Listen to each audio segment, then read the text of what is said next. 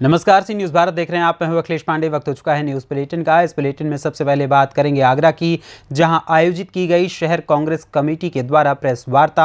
आगे चर्चा करेंगे बुलंदशहर की, जहां केमिकल फैक्ट्री ब्लास्ट मामले में छापामार कार्रवाई जारी है।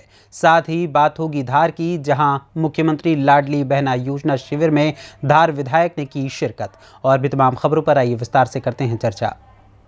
खबर फिरोजाबाद से, जहां नगर सीरसागंज में करहल रोड स्थित तहसील परिसर में शनिवार को संपूर्ण समाधान दिवस का आयोजन किया गया, जिसमें काफी संख्या में पहुंचे फरियादियों की शिकायतों को एसडीएम डॉक्टर बुशरा बानो द्वारा सुना गया, जिसमें आने वाली शिकायतों को मौके पर ही निस्तारण करने का प्रयास किया गया।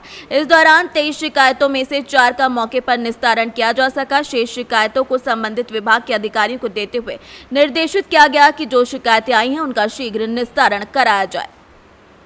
इस दौरान नगर और आसपास के क्षेत्र के काफी संख्या में शिकायतकर्ता अपनी शिकायतों को लेकर तहसील परिसर पहुंचे। मैम, आज संपूर्ण समाधान दिवस में कितनी शिकायतें आई और किस्तों का निस्तारण किया गया है और क्या क्या दिशा निर्देश दिए गए हैं? आज संपूर्ण समाधान दिवस 1 अप्रैल 2023 सिरसागंज तहसील में टोटल 23 शिकायतें आई हैं, जिसमें से 4 का मौके पर निस्तारण किया गया। शेष 19 शिकायतों को संबंधित डिपार्टमेंट्स को भेज दिया गया है। ज़्यादातर शिकायतें ज़मीन से संबंधित, राजस्व की, चकबंदी विभाग, क्योंकि चकबंदी से काफ़ी सिरसागंज में काफ़ी सारे गांव आच्छादित हैं, तो वहाँ की शिकायतें हैं। और कुछ फ्रॉड्स की शिकायतें आई, उनको दिशा निर्देश दे दिया गया है। साथ में और जो टाइम मिलता है उसके दौरान हम उसका सफलतापूर्वक और गुणवत्तापूर्वक निस्तारण कर देंगे। साथ में जो मिड डे मील की जो टास्क फोर्स की बैठक है वो भी हम लोगों ने कंडक्ट कराई है, और मैंने उनको निर्देश दिया है कि जितने भी हमारे संबंधित अधिकारी हैं जो टास्क फोर्स में हैं, वो सारे लोग जो कुपोषित बच्चे हैं उनको गोद लेंगे। मैंने भी ब्लॉक सिरसागंज और ब्लॉक अराउंड से एक बच्चे को गोद लूँगी। मैंने उनसे कहा आप मुझे लिस्ट दे दीजिए और फिर उस पर भी हम लोग तेज़ी से काम करेंगे। फिरोजाबाद से सीनियर संवाददाता आशीष उपाध्याय की रिपोर्ट। खबर आगरा से है, जहां पर कांग्रेस कमेटी के द्वारा एक प्रेस वार्ता का आयोजन किया गया। प्रेस वार्ता में उन्होंने जानकारी देते हुए बताया कि सभी वरिष्ठ नेताओं को शहर में प्रेस कॉन्फ्रेंस करने के लिए भेजा गया है। आगे उन्होंने कहा कि केंद्र की और राज्य की सरकार कांग्रेस के आक्रमण से बौखलाई हुई है। मंत्री एवं आगरा शहर के अध्यक्ष देवेंद्र कुमार जी, आइए उनसे जानते हैं कि कांग्रेस पार्टी में आजकल क्या हो रहा है और सोनिया जी ने जो दोबारा से कमान संभाली है उसका क्या प्रभाव कांग्रेस पर पड़ने जा रहा है। सोनिया गांधी जी ने दोबारा से कमान संभाली हुई है, तो उसका पार्टी में आप क्या असर देखते हैं? सोनिया जी ने भी दोबारा से कमान नहीं संभाली है, बल्कि सोनिया जी ने इस बार अपने आप को एक तरीके से राजनीति के संन्यास लेने की घोषणा की है। हमारे राष्ट्रीय अध्यक्ष खड़गे जी हैं इस समय, और जो राहुल जी वाला जो प्रकरण है उस पर लगातार कांग्रेस पार्टी अपने आंदोलन कर रही है।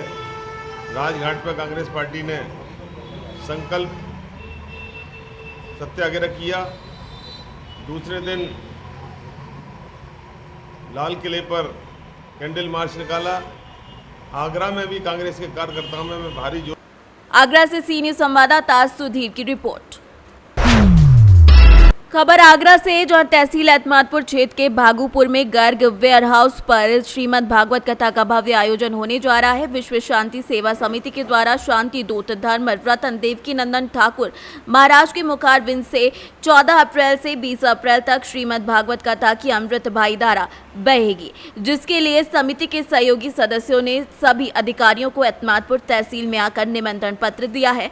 भागवत कथा को लेकर तैयारियां जोरों शोरों पर चल रही हैं। भागवत कथा में लाखों लोगों की भीड़ उमड़ने की संभावना जताई जा रही है। किस तरह की व्यवस्थाएं रखी गई हैं भागवत कथा को? इसमें एक्चुअली यहाँ 15 से 20 हज़ार लोग पर डे की व्यवस्था रहेगी। उसके लिए हम बहुत बड़ा टीन सेट बना रहे हैं, जिससे कि चूँकि गर्मी का माहौल है उसको देखते हुए सारी व्यवस्थाएं उसमें रहेंगी, जिसके लिए भव्य पंडाल बनाया 14 तारीख से लेकर 20 तारीख रहेगी और 21 तारीख का संपूर्ण चारों पांचों गाँव का भंडारा है। तहसील में मान्य जैसा क्या निमंत्रण दिया गया है? हाँ, सभी ग्राम प्रधानों को, 5 ग्राम प्रधानों को कहा गया है कि सभी के खाने पीने का इंतजाम रहेगा। एक बार परिचय जानना चाहेंगे आपका? छत्तीसगढ़ मुख्य विमान बनाऊँ क्या आयोजन किया जा रहा है, किस जगह पर, कब तक? यहाँ बिहारीपुर पर कागज फैक्ट्री के सामने कथा पंडाल बना हुआ है, उसमें ठाकुर देवकीनंद महाराज की 14 से लेकर 20 तारीख तक कथा का आयोजन। अरे ये क्या समय रहेगा, किस तरह की व्यवस्थाएं अब तक की गई हैं? अब कथा का समय हमने 1:30 से लेकर 4:30 बजे तक का आयोजन कमेटी में रखा है और व्यवस्था के नाम पे आप सभी प्रशासन की और आप सभी लोगों की सहायता रहेगी। आगरा से सीनियर संवाददाता विष्णु बघेल की रिपोर्ट। खबर बुलंदशहर से, जहां बुलंदशहर केमिकल फैक्ट्री ब्लास्ट मामले में छापेमार कार्यवाही जारी है। राजकुमार के घर के अलावा 4/11 में एक दुकान में मिली केमिकल की बड़ी खेप।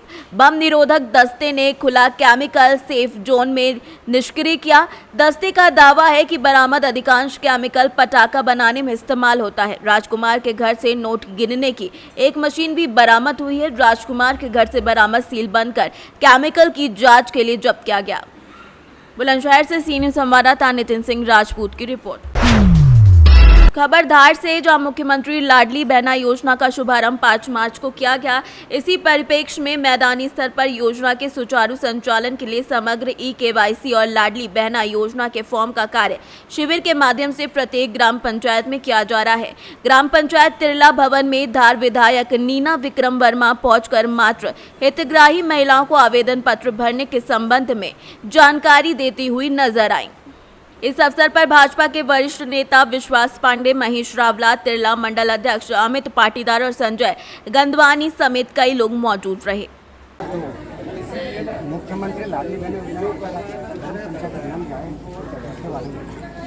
देखिए, मैं आपके माध्यम से सबसे पहले माननीय मुख्यमंत्री शिवराज सिंह जी को बहुत सभी बहनों की तरफ से धन्यवाद, आभार कि उन्होंने एक ऐसी योजना शुरू करी है जिसकी कि बहनों को बहुत ज़्यादा आवश्यकता थी। इसके कारण बहनें आत्मनिर्भर होंगी, सशक्त होंगी, परिवार मजबूत, आर्थिक रूप से मजबूत होंगे और बहनें इस राशि का अपने काम के लिए, अपने पोषण के लिए, अपने बच्चों के पालन के लिए, बच्चों के पोषण के लिए वो इस राशि को जहाँ चाहे जैसे चाहे खर्च कर सकती हैं। परिवार की इमरजेंसी में उसको खर्च कर सकती हैं।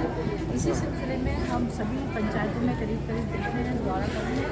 कोई समस्या होती है तो उनका समाधान करने का प्रयास हमारा लगातार जारी है। आज तिरला पंचायत में आकर के इनसे बात करते हैं और उन्हें प्रोत्साहन करने के लिए कि भाई आप लोग थोड़ा स्पीड बढ़ाइए, थोड़ा तेजी से करिए, क्योंकि हम चाहते हैं कि हम जल्दी से जल्दी सभी महिलाओं का पंजीयन करवा लें ताकि समय रहते उनको इन राशि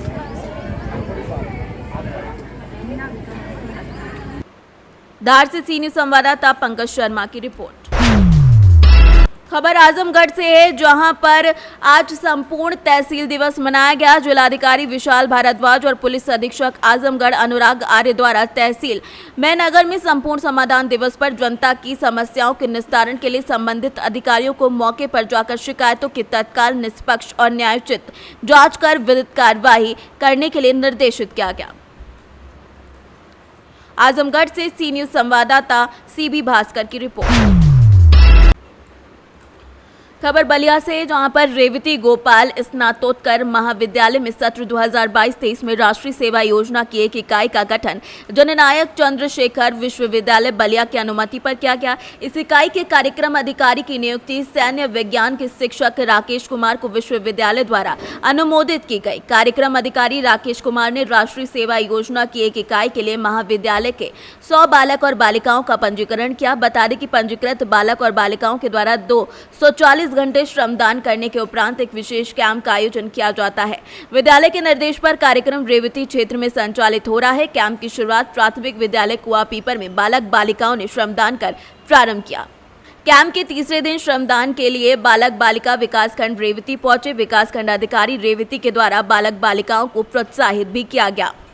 वहीं चौथे दिन बालक बालिका अपने छोटे नन्हे मुन्ने बच्चों के बीच में श्रमदान के लिए गोपाल जी मेमोरियल स्कूल पहुंचे, जहां श्रमदान किया गया। साथ ही साथ सांस्कृतिक कार्यक्रम प्रस्तुत किए गए। महाविद्यालय के प्रबंधक अशोक कुमार श्रीवास्तव इस दौरान मौजूद रहे। वहीं इस पूरे मौके पर महाविद्यालय के शिक्षकों में राकेश वर्मा, ज्ञानेंद्र वर्मा, मोहित पांडे समेत कई लोग मौजूद रहे।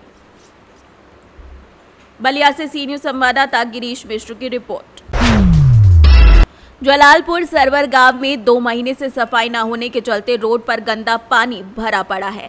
जलालपुर गांव में तकरीबन 2 महीने से सफाई न होने के चलते गंदा पानी भरा हुआ है, जिससे स्थानीय लोगों को निकलने में काफी दिक्कत हो रही है। वहीं स्कूली बच्चों का भी निकलना दुश्वार हो गया है। स्थानीय निवासी अलादीन ने बताया कि ये गाँव जब से नगर पालिका क्षेत्र से जुड़ा है तब से 2 महीने हो गए हैं और इस गाँव की साफ सफाई तक नहीं हुई है। क्या नाम है आपका? ये रोड पे कब से पानी भरा हुआ है? 2 महीना। सफाई नहीं होती है? नहीं। किसमें, नगर पालिका में लगा है? हाँ। कोई सफाई नहीं करवाता है? कोई नहीं। तो निकलने में बहुत दिक्कत होती होगी। स्कूली बच्चे तो गिर जाते हैं। सफाई नहीं हुई है? नहीं। कन्नौज से सीनियर संवाददाता सीबू सैनी की रिपोर्ट। खबर पाकुड़ से, जहां लिट्टीपाड़ा में स्थित सरस्वती शिशु मंदिर प्रांगण में शनिवार को हवन पूजन के साथ नए सत्र 2023-24 का आरंभ किया गया। प्रधानाचार्य नागेंद्र झा के द्वारा विधि विधान के साथ हवन कर पूजा अर्चना की गई। विद्या भारती विद्यालय के अंतर्गत सभी विद्यालयों में सत्र का प्रारंभ हवन पूजन के साथ किया जाता है। इसी के तहत शिशु मंदिर लिट्टीपाड़ा में सभी भैया बहन, आचार्य दीदी के द्वारा अग्नि में आहुति देकर नए सत्र का आरंभ किया गया, ताकि नई उमंग के साथ आगे बढ़ा जा सके। मौके पर आचार्य नंद किशोर मंडल, सोना, हेब्रम, ताला बीटी सहित कई छात्र छात्राएं मौजूद रही। पाकुड़ से सीनियर संवाददाता प्रशांत मंडल की रिपोर्ट।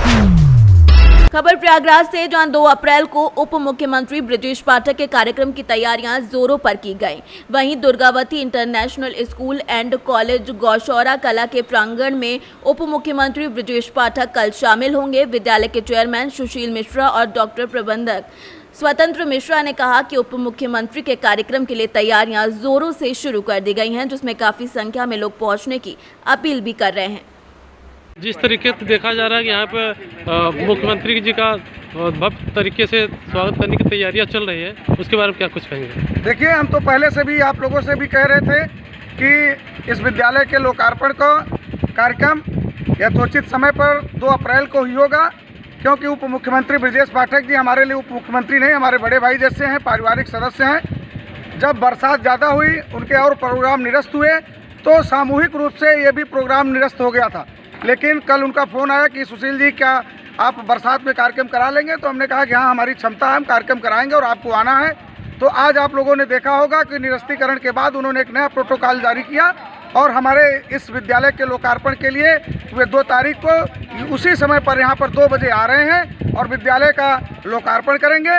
हम इसके लिए पूरी भव्य तैयारी कर रहे हैं कि माननीय ब्रजेश पाठक जी का एक ऐसा ऐतिहासिक स्वागत इस विद्यालय में किया जाए, मेजा की धरती पर किया जाए, कि उनको भी लगे कि हम मेजा की धरती पर जाकर जो हमको गौरव, जो हमको सम्मान मिला, वो अन्य जगहों पर भारी पड़ेगा।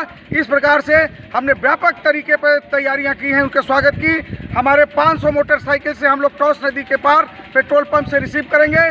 100 गाड़ियों का काफिला उनको वहाँ पे 4 व्हीलर का रिसीव करेगा और हमने यहाँ पे लगभग 10,000 लोगों को आमंत्रित किया है। और आप लोगों के माध्यम से भी हम उन सभी अपने क्षेत्रवासियों को, जिनके पास मेरा संदेशा नहीं पहुँच पाया, मेरा आमंत्रण कार्ड नहीं पहुँच पाया, जिनके पास हम खुद फ़ोन नहीं कर पाए, आप लोगों के माध्यम से उन सभी लोगों को आमंत्रित करते हैं कि कल के इस प्रोग्राम में, लोकार्पण समारोह में, यहाँ पर अपनी उपस्थिति दर्ज कराकर इस ऐतिहासिक क्षण के साक्षी बने और हम लोगों को आशीर्वचन देने का कार्य करें।